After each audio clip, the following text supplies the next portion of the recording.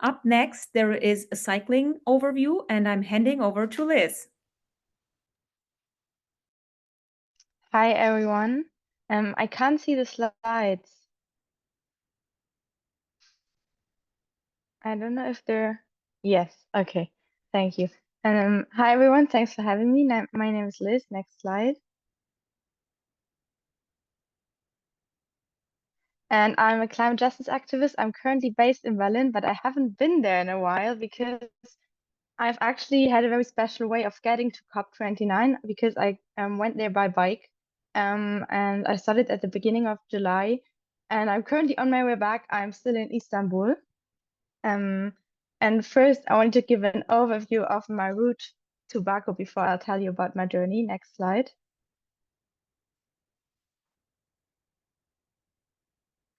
Yes.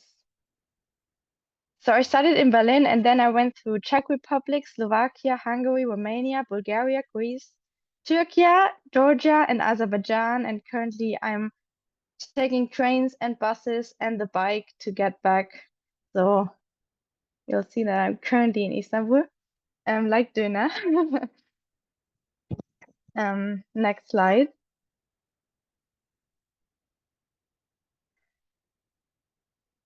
And in total, it was a journey of 4 months and 8,000 kilometers. And many people ask me why I even started this journey. And there were several reasons for that. Of course, getting to COP29 in a way of not releasing any emissions was a big motivation, but that wasn't the only motivation. Mainly, it was a journey for myself. I felt like I was a bit stuck in life, but also in my role, how to contribute to climate justice before I started. And so I decided to quit my job and leave and just start this journey. And I had many doubts if I would make it. But I was just motivated to start, and I made it. Next slide. So a bike journey is a way of traveling very slowly. And I also carried my own tent, so my own house, so I was like a snail a little bit. And I think it's a way of connecting to yourself and also to your surroundings and the people around you that you, encounter on your way. And I think it's a very precious way of traveling. Next slide. But in general, traveling and also bike traveling is also a huge, the last slide, please, is a huge privilege.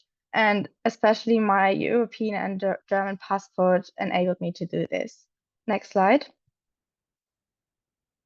So on my way, I had many magical experiences. I mean, I saw the most amazing landscapes, beautiful moments with the tent at sunrise in Cappadocia, for example. Next slide. Or in the mountains of Romania. But also, of course, being exposed to everything on your own, alone, is also a big challenge. Next slide. So I had temperatures up to 40 degrees. Next slide. And in the night, I had like minus temperatures in the tent. So I had like really different conditions that challenged me. Next slide. And of course, also the physical challenge and bike issues and everything. So it's a big challenge, but I felt like, next slide.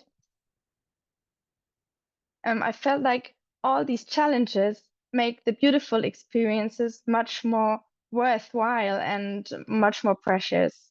Next slide.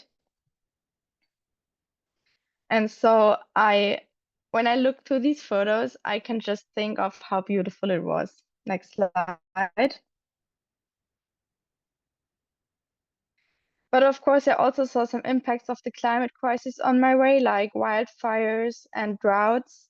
And that made me also think about how these landscapes will change in the future and how it will be to travel there in the future. Next slide.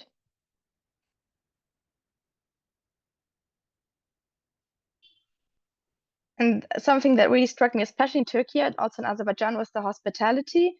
people invited me who just saw me in their village or on the road, invited me to their homes, to sleep there with, provided me with food. And I think, and as you can see in the pictures, it was many women. So I think I had such beautiful experiences with this hospitality that I didn't have in European countries or in like EU countries. And so I think this is something that we can also learn from, and I can learn from a lot. Next slide. And so, what's my message is also what people ask me a lot. And I think my main message that I learned or that I took from this journey is that I can trust in myself. And even with doubts, I can start something and then go step by step. And in the end, I'm capable of so much more than I initially thought of. Um, And I think it's a big empowerment for myself, but I also hope for other people, especially women, to do something on your own. And I think also the slow traveling and sustainable traveling is an important message for, like in general, how we can transform societies and how we can think of community building in an international manner. Next slide.